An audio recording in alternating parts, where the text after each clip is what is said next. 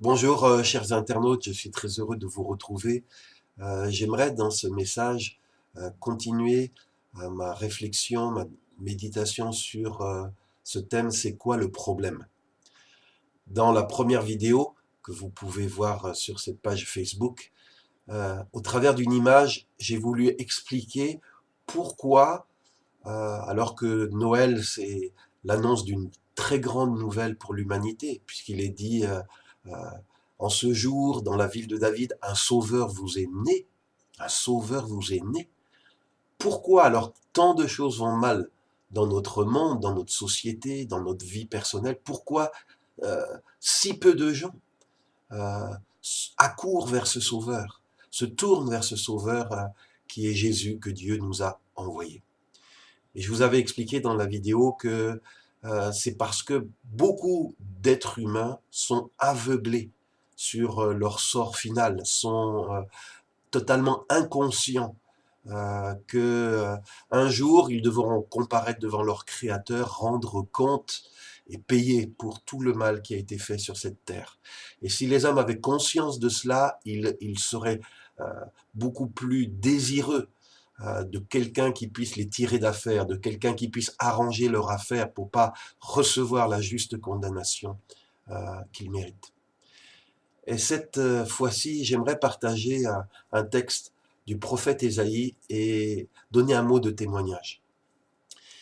Ésaïe était un prophète de l'Ancien Testament qui appartenait au peuple d'Israël, qui a vécu beaucoup d'années avant Jésus-Christ. Et un jour, Ésaïe a eu une vision. Il l'écrit dans son livre au chapitre 6, la vision qu'il a reçue.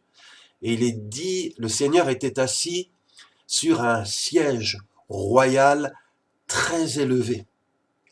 Des anges de feu se tenaient au-dessus de lui.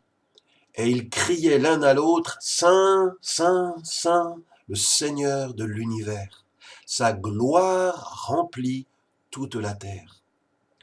Et il est dit que leur voix, c'est ce que Ésaïe a expérimenté, leur voix à ces anges qui proclamaient la sainteté et la gloire du Créateur, leur voix faisait trembler les portes sur leurs gonds et le temple se remplissait de fumée.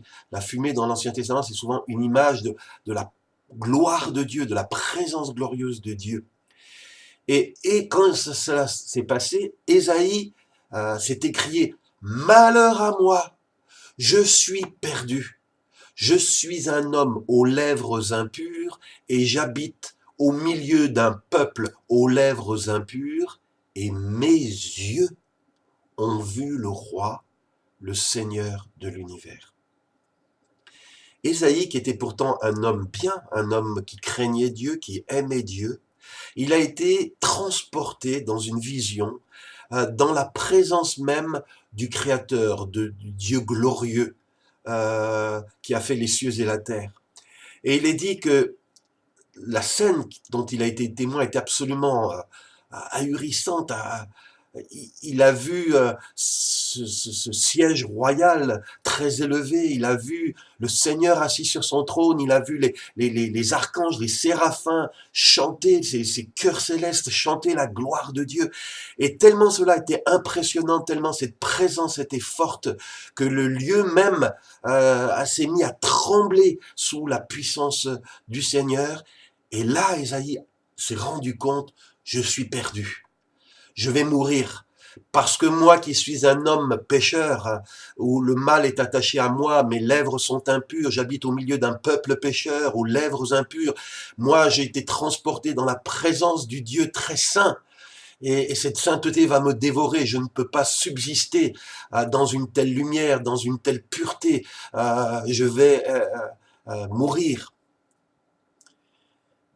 Et donc là, Ésaïe a expérimenté que pour qu'un être humain, quel qu'il soit, puisse demeurer dans la présence de Dieu, sans crainte de mourir, sans crainte d'être terrassé, d'être jugé, il faut que ses péchés, que son impureté soient ôtés. Sinon, il est impossible de nous tenir dans la présence même de Dieu. Donc on a tous un problème. Si tu veux, si je veux aller au paradis, je vais me retrouver dans cette présence que Ésaïe a connue. Et si mon péché n'est pas couvert, n'est pas ôté, la découverte de la présence de Dieu va me faire crier aussi, malheur à moi, je suis perdu. Et vous savez, pourquoi tant d'hommes et d'êtres humains ne perçoivent pas le besoin d'un sauveur pour purifier, les laver de leurs péchés? Parce que les hommes ne réalisent pas leur perdition. Ils ne réalisent pas que leurs péchés les perdent. Et pourquoi? Parce qu'ils vivent loin de Dieu. Mais dès que quelqu'un s'approche de Dieu, si toi qui m'entends, si tes amis, les gens de ton peuple, de ton pays, de ta famille qui connaissent pas Dieu, étaient projetés, introduits dans la présence même de Dieu, ils découvriraient malheur à moi. Je suis perdu car je réalise face à cette pureté, cette sainteté, combien moi je suis taché et souillé. Et les gens réaliseront alors qu'ils ont besoin d'un sauveur, d'un salut. Et j'aimerais vous raconter une expérience. J'ai toujours été attiré par la présence de Dieu depuis que j'ai donné mon cœur à Jésus et j'ai visité dans le monde des endroits où cette présence se manifeste très fortement. Et un jour, avec mon épouse, nous sommes allés aux États-Unis dans un lieu qui s'appelle Pensacola. Et dans ce lieu, il y avait un réveil.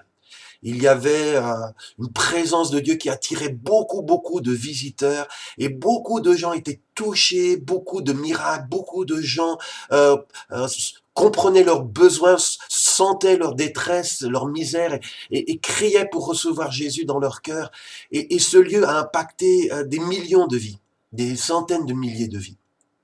Et j'ai voulu aller me rendre dans ce lieu pour voir qu'est-ce que les gens vivaient, qu'est-ce qui s'y passait. Et donc j'y suis allé et nous avons assisté à quelques réunions.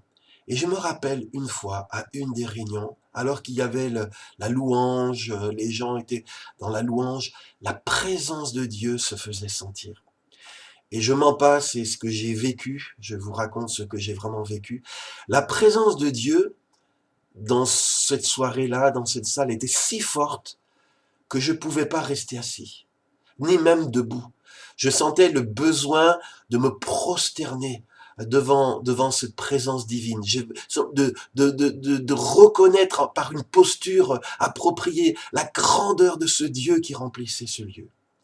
Et puis alors que j'étais à genoux dans cette présence, que cette présence nous touchait tous, j'ai senti exactement la même chose que le prophète Ésaïe. Je me suis dit, malheur à moi, je suis perdu. Je me tiens là, moi, petit Français, dans cette salle, avec mon péché, qu'habite au milieu d'un peuple aux lèvres impures, mes propres lèvres sont impures, et je me tiens dans la présence du roi des rois, du Seigneur des seigneurs. Je suis perdu. J'avais l'impression que je ne pouvais pas rester dans cette présence, que j'allais mourir. Mais une chose m'a été rappelée. Il m'a été rappelé que, oui, je ne pourrais pas tenir dans cette présence si mon péché n'avait pas été enlevé. Et il m'a été rappelé que tu peux demeurer dans cette présence. Tu pourras habiter dans le paradis, dans la présence de Dieu, parce que tu as reçu Jésus-Christ comme ton sauveur.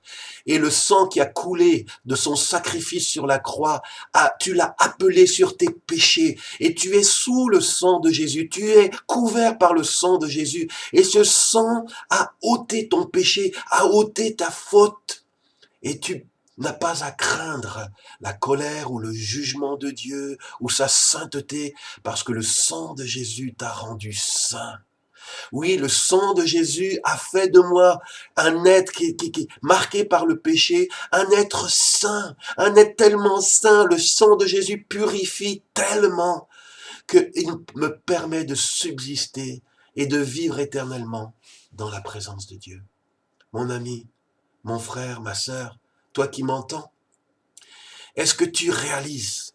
Est-ce que tu réalises que Dieu te donne de réaliser que dans la présence de Dieu, dans la présence de ton Créateur, où nous allons tous devoir comparaître, tu ne pourras pas tenir. Tu t'écriras comme Ésaïe, comme moi, malheur à moi. Je suis perdu, mes lèvres sont impures et mon peuple est impur, ma famille est impure et je me tiens devant le roi des rois. tu ne pourras subsister et vivre avec Dieu dans l'éternité, dans la félicité, dans le paradis, que si tes fautes ont été effacées.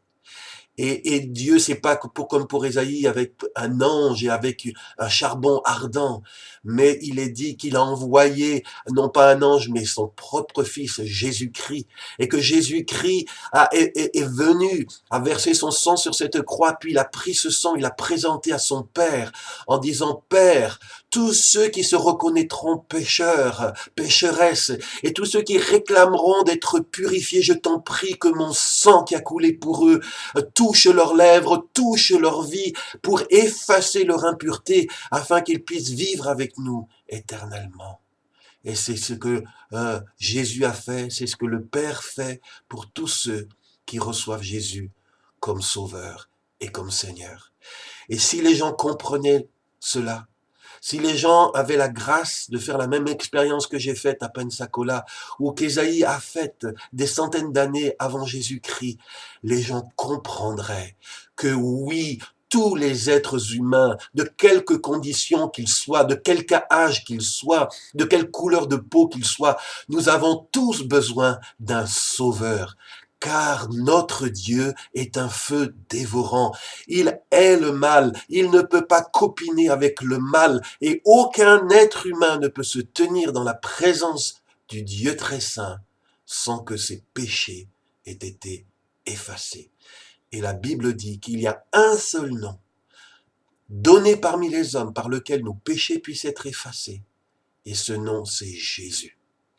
Et il a le pouvoir d'effacer parce qu'il a payé pour nos fautes en donnant sa vie en sacrifice sur la croix. Je prie, Seigneur, que tu bénisses mon frère, ma sœur qui entend ce message, que tu l'encourages, qu'il puisse, s'il a reçu, Seigneur, Jésus comme sauveur, qu'il puisse aussi le faire connaître, être un témoin pour tous ceux et toutes celles, Seigneur, qui ne pourraient pas se tenir dans ta présence.